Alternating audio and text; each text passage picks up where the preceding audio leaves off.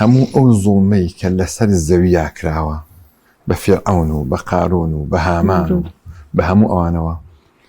ئێشتا کەمترە لەوەی کە حیزبی بەعەس کردی جا لە عێراقیش و لە سووریاش، چونکە سیستمێکی زۆر زۆر شمولی بوو، چونکە ڕۆژی وا هەبووە سەدان کەسیان لە سێدارەداوە، دەیان هەزار کەسیان کوشتووە، ملیۆنەها کەسیان کوشتووە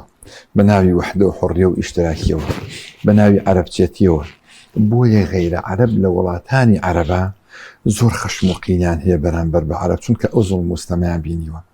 جارێک بە ناوی ئەنفالەوە، جارێک بە ناوی دینداریەوە، جارێک بە ناوی ئەوەی کە کورد هەڵگەڕاوەتەوە لە دین کە هەر هەمووەکەی پێچەوانەیە کە من بەش بە حاڵی خۆم ئەڵێم هەموو نیشتیمانی عەرەب بگەڕێم، باوەڕ ناکەم هێندەی میلەتی کورد دیندار و خواناسیان تابێ، هێندەی مزگەوتەکانی کوردستان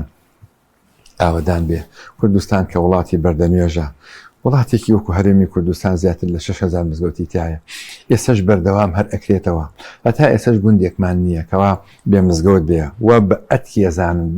بە عیبێکی سەدشانی خۆیان نەزان مزگەوتێک گوندێک ئەگەر مزگەوتەکانیان نەبێ. بۆیە بە ناوی دین و بە هەموو نایەکەوە زۆر بەداخەوە ئێمەیان چۆساندوێتەوە. ئەجاج دڵۆپێکە لە دەریایەک،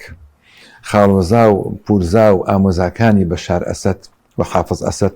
دڵۆپێکن لە دەریای ستەم کە هەزاران ئافرەتیان کوشتووە، کە دەیان هەزار کەسیان زیندە بە چاڵ کرد و پێی بوو تێویژدان نیان بووە.